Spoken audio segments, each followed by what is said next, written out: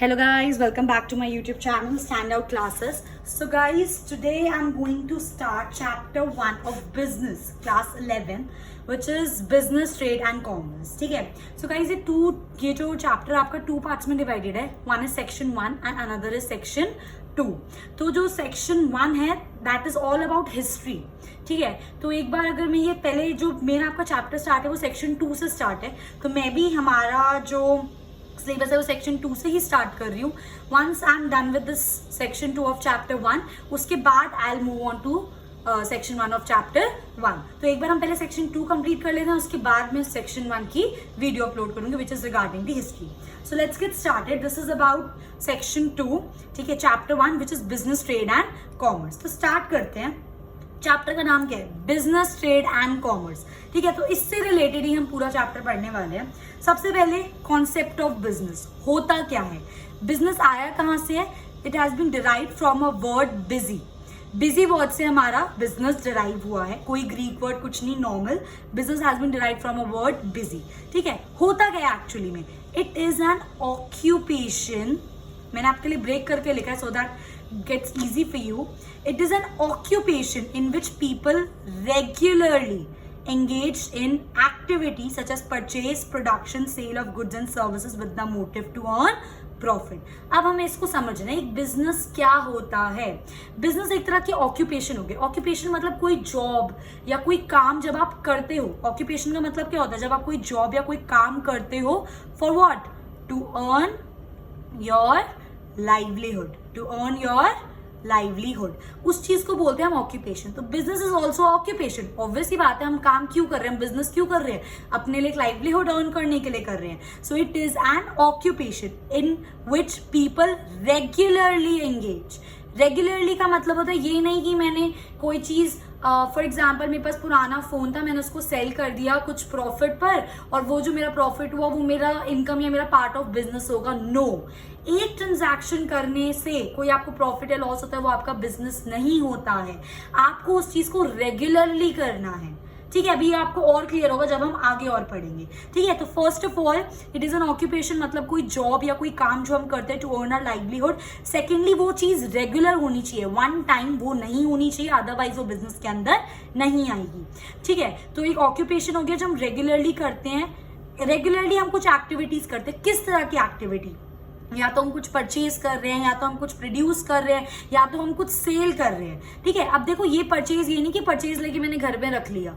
मैंने कुछ परचेज करा फर्दर सेल करने के लिए, ये वो वाली एक्टिविटी है. ठीक है. मैंने कुछ परचेज करा, मैंने खुद कुछ प्रोड्यूस करा, या फिर मैंने सेलिंग करी ऑफ गुड्स एंड सर्विसेज. ठीक है.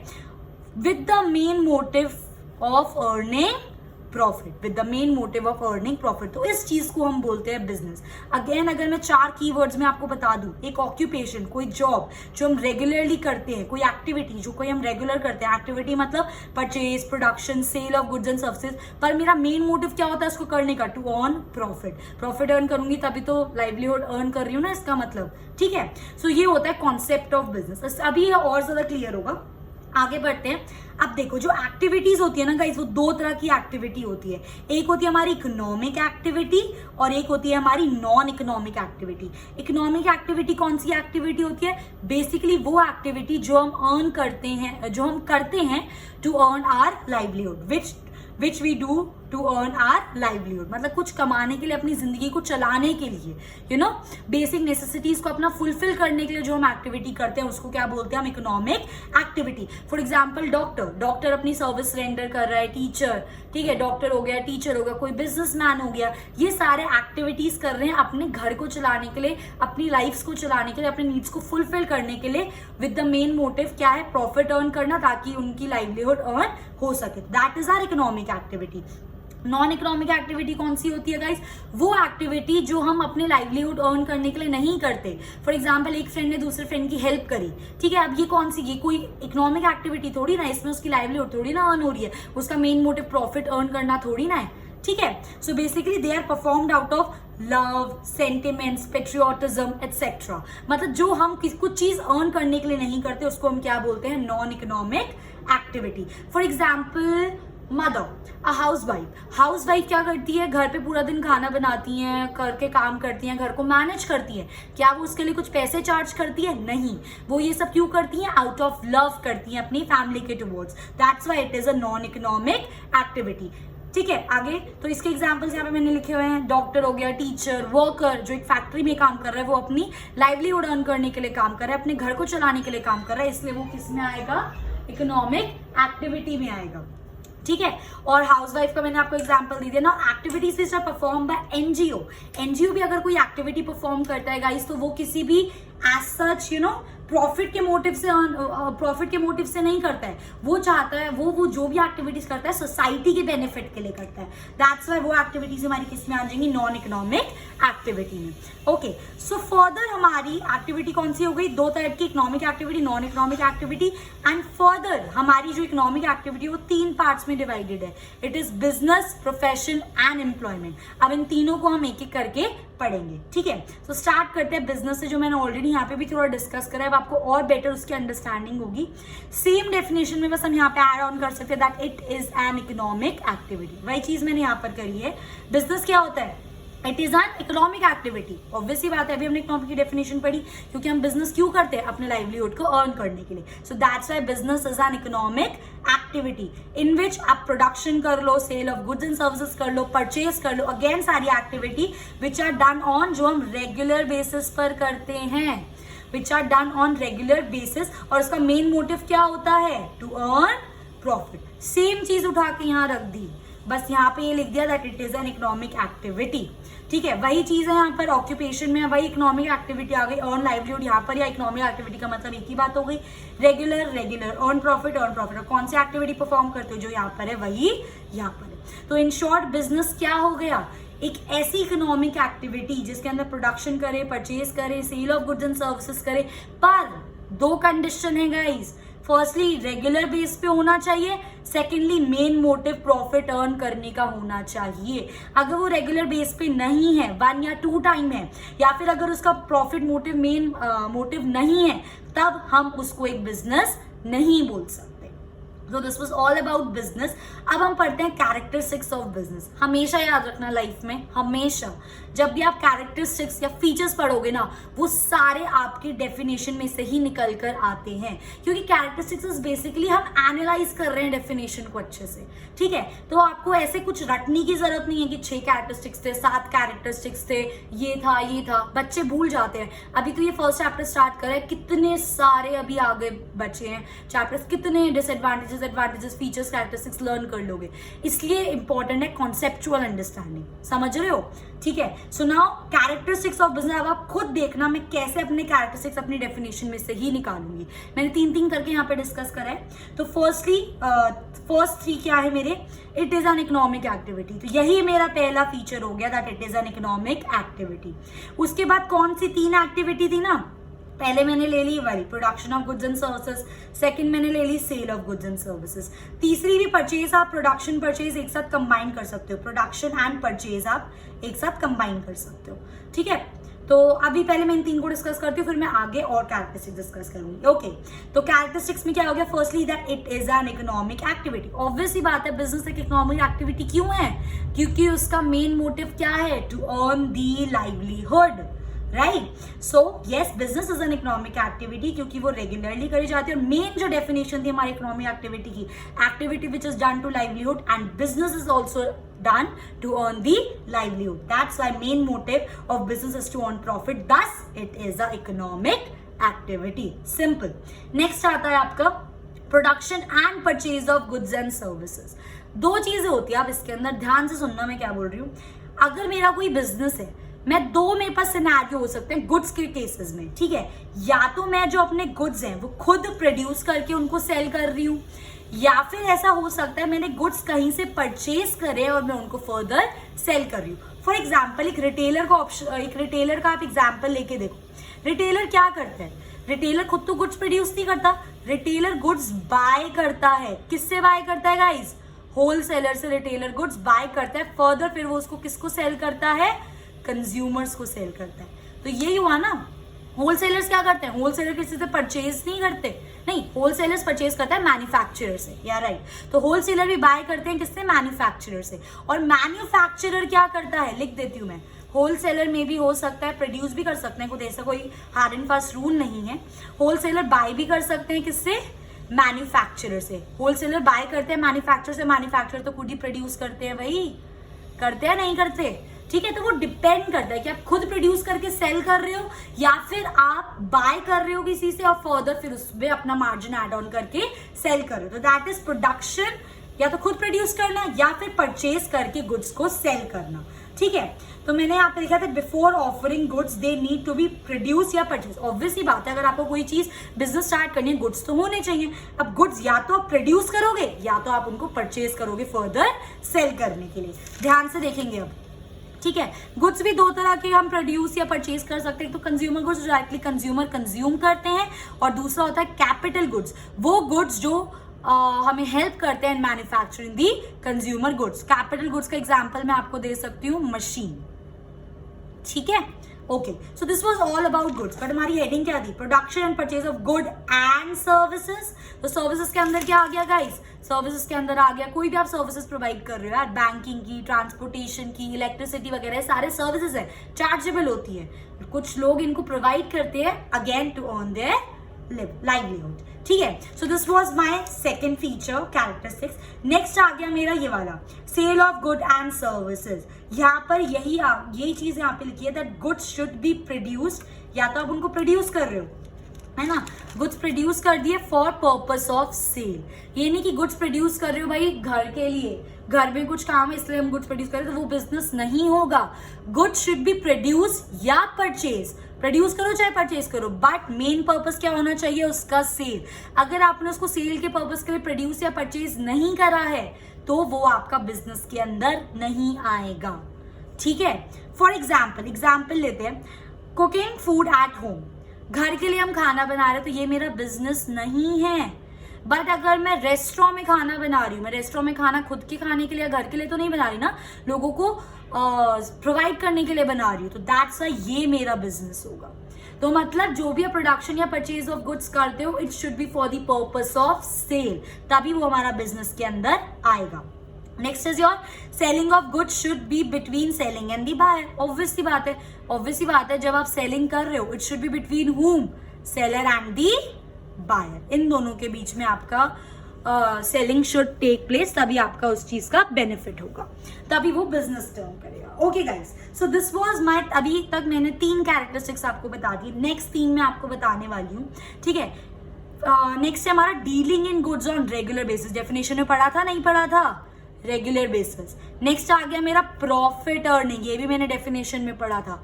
तो आप देख सकते हो, आउट ऑफ मैंने यहाँ पे 3, 6, 7, आउट ऑफ 7 कैरेक्टरिस्टिक्स मैंने 5 तो अपनी डेफिनेशन में से ही निकाल लिए, बाकी 2 हम कर सकते हैं भाई एक्स्ट्रा नॉलेज के लिए। आप चाहो तो इन 2 पॉइंट्स को भी अपनी डेफिनेशन में ऐड ऑन कर सकते हो और अच्छी हो जाएगी डेफिनेशन, तो वो आप पे डिपेंड करता है, ठीक है। Next is your dealing in goods on regular basis. Again I said, जो भी आप बाइंग या सेलिंग कर रहे हो, ठीक है, वो रेगुलर बेस पे होना चाहिए। अगर वो 1 टाइम, 2 टाइम या 3 टाइम है तो वो आपका बिजनेस नहीं माना जाएगा। 1 transaction is not a business, वो चीज आपके रेगुलर बेस पे होनी चाहिए। फॉर एग्जाम्पल, एक मेरा ओल्ड रेडियो था, ठीक है, अब मैंने उस ओल्ड रेडियो को सेल कर दिया, फॉर एग्जाम्पल समझ लो 500 रुपए के प्रॉफिट पे, ठीक है, ये हो गया एक ऑप्शन। और एक है मेरी रेडियो की शॉप है, ठीक है, अब मैं वो सेल करती हूँ रेगुलर बेसिस पे, तो इन दोनों में से मेरा कौन सा बिजनेस होगा, सेकंड पॉइंट, ये मेरा बिजनेस नहीं हो सकता भाई। एक बार बिजनेस आपने अपना पुराना रेडियो सेल कर दिया, चाहे आपको प्रॉफिट ही क्यों ना हो गया हो, चाहे आपने उसको प्रॉफिट के इंटेंशन से ही क्यों ना सेल करा हो, बट था तो 1 टाइम ही ना, 1 टाइम नहीं होता हमारा बिजनेस। बिजनेस वो होता है जो हम रेगुलरली करते हैं।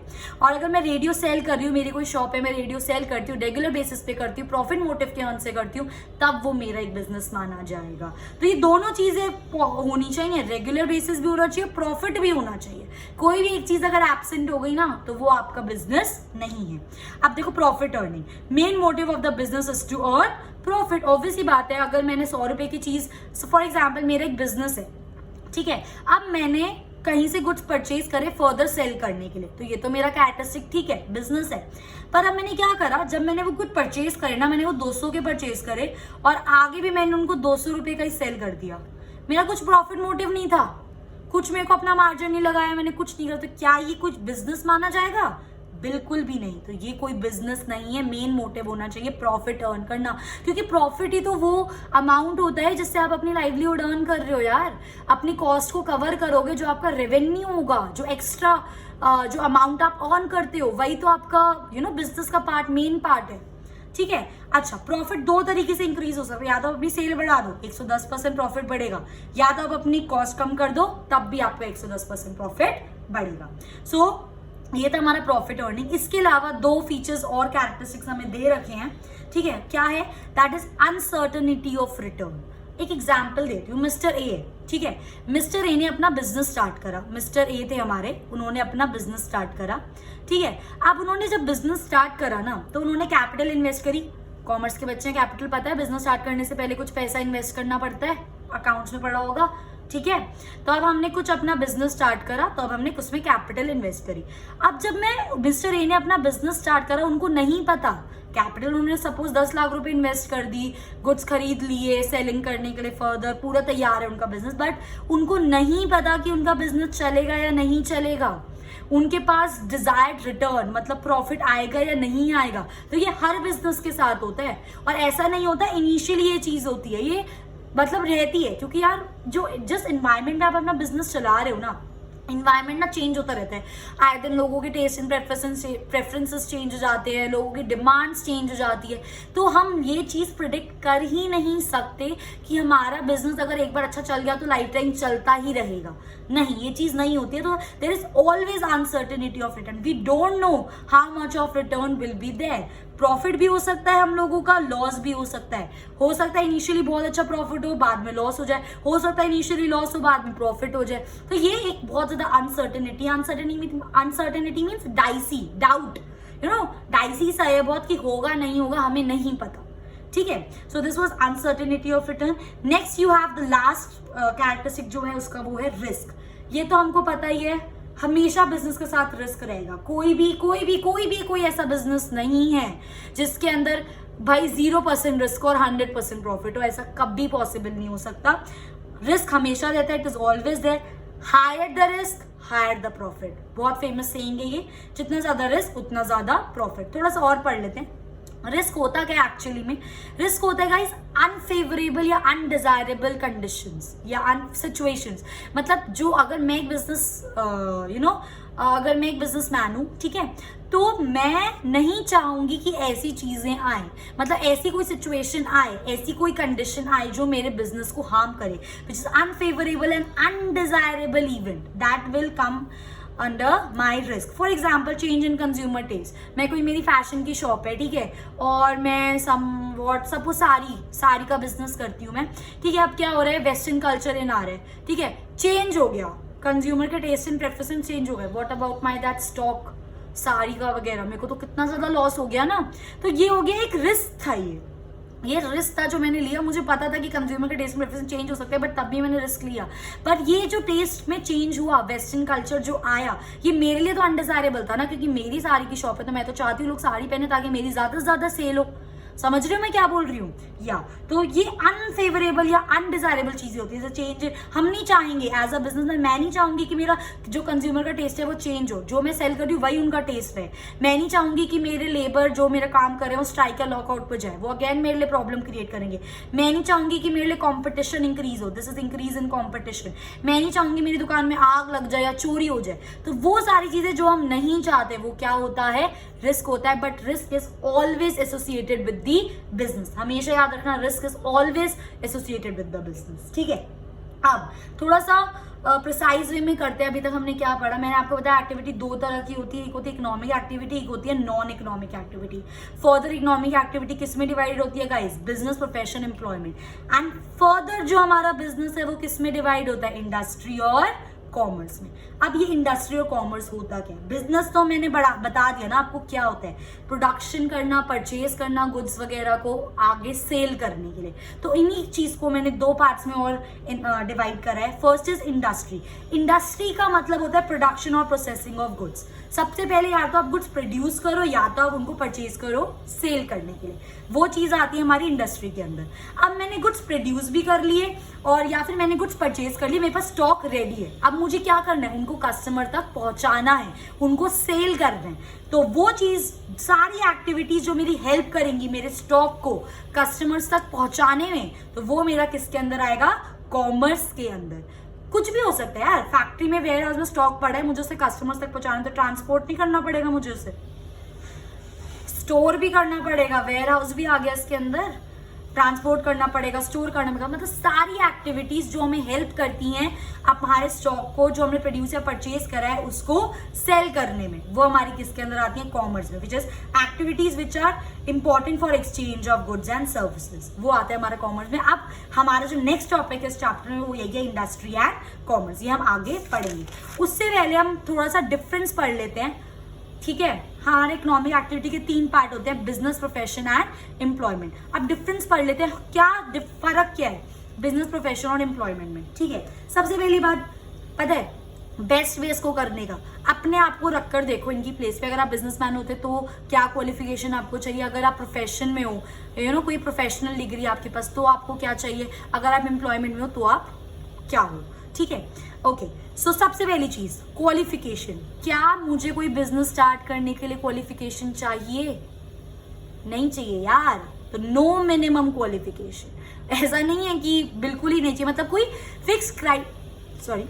फिक्स क्राइटेरिया नहीं है कि अगर मेरे पास ये पर्टिकुलर डिग्री नहीं है या मेरे पास ये पर्टिकुलर नॉलेज नहीं है तो मैं बिजनेस स्टार्ट नहीं कर सकती। ऐसा नहीं है। There is no minimum limit to start a business. अब अगर आप एक प्रोफेशन में हो, फॉर एग्जाम्पल, प्रोफेशन क्या होता है? प्रोफेशनल्स, सीए, लॉयर, डॉक्टर्स, ये सब आते हैं प्रोफेशन में। अच्छा, एम्प्लॉयमेंट क्या होता है? एम्प्लॉयमेंट इज बेसिकली, अच्छा उससे भी पहले एक और चीज, एम्प्लॉय एंड एम्प्लॉयर। ये क्या होता है गाइस? एम्प्लॉयर वो होता है जो अपने अंडर एम्प्लॉय को हायर करता है, ठीक है? एम्प्लॉयर वो होता है जो अपने अंडर एम्प्लॉय को हायर करता है। तो एम्प्लॉयमेंट के अंदर वही चीज हो गई, किसी एम्प्लॉयर ने एम्प्लॉय को अपने अंडर हायर करा। कंफ्यूज मत होना, ये एम्प्लॉयर है, ये एम्प्लॉय है, ठीक है? तो ये इसका बॉस होता है और ये इसके अंडर काम करता है। एम्प्लॉयर क्या होता है? बॉस, और जो एम्प्लॉय होता है वो उसके अंडर काम करता है, ठीक है? ओके, अच्छा एक प्रोफेशन के लिए ऑब्वियस ही बात है यार, डॉक्टर बनने के लिए डिग्री चाहिए नहीं चाहिए? बिना डिग्री के डॉक्टर बन सकते हैं? नहीं बन सकते। बिना डिग्री के लॉयर बन सकते हो? नहीं बन सकते। सीए बन सकते हो? नहीं बन सकते। सीएस बन सकते हो? नहीं बन सकते। तो प्रॉपर क्वालिफिकेशन, प्रॉपर एक्सपीरियंस और प्रॉपर ट्रेनिंग चाहिए एक प्रोफेशन में जाने के लिए, ठीक है? Next is your employment. Employment में मेरे को क्वालिफिकेशन वही चाहिए जो मेरा एम्प्लॉयर मुझसे चाहता है।